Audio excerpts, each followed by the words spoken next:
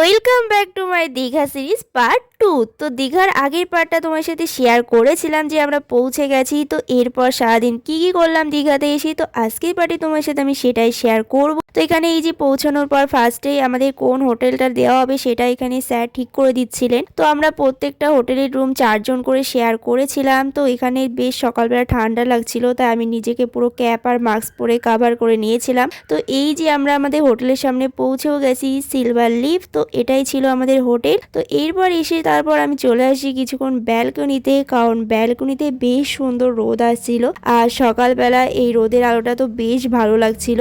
আর তারপর রুমে এসে আমরা সবাই নিজেদের বিছনা রেডি করতে শুরু করি এখানে। এরপর বিছনাটা গুছিয়ে নিয়ে তারপর আমরা চলে আসি সকালে ব্রেকফাস্ট করতে। তো এখানে ব্রেকফাস্টে ছিল পাউরুটি, ডিম, মিষ্টি আর সাথে ছিল কলা। তো এইখানে এই সমস্ত কিছুতে ব্রেকফাস্টটা করলাম।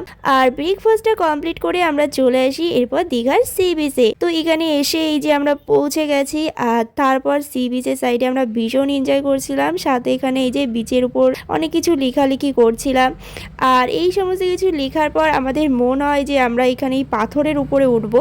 আসলে পাশে রাস্তা ছিল, সেখান দিয়েও যাওয়া যেত, কিন্তু আমরা একটু শর্টকাট নেওয়ার জন্য এতটা রিস্ক নিয়ে এর পথে যাচ্ছি। তো এখানে কিন্তু একটু স্লিপ কাটলেই কিন্তু আমরা পড়বো, আর সাথে আমি অনেকটা রিস্ক নিয়ে ভিডিও করছিলাম। তো যাই হোক, আমরা রাস্তাতে যাবো না, এই শর্টকাটই নিয়ে যাচ্ছি। বেশ সুন্দর একটা জায়গা দেখলাম সেখানটায়। তো এখানে এসে এই যে আমরা এরপর ভিডিও করেছিলাম অনেক। তো এটাই ছিল আমার দীঘায় ঘুরতে যাওয়া। আর এরপর রাতে কি কি করলাম সেটা আসবে নেক্সট পার্টে।